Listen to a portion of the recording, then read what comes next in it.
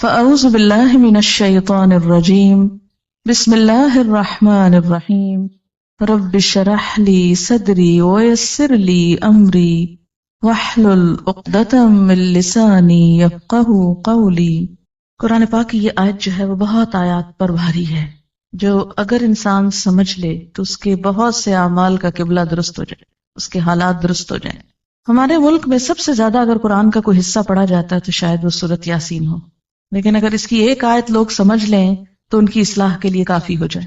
41 دفعہ پڑھنے کی بجائے اگر صرف ایک دفعہ ایک آیت سمجھ لیں تو بہت سی اصلاح ہو جائے، بہت زیادہ فائدہ ہو جائے۔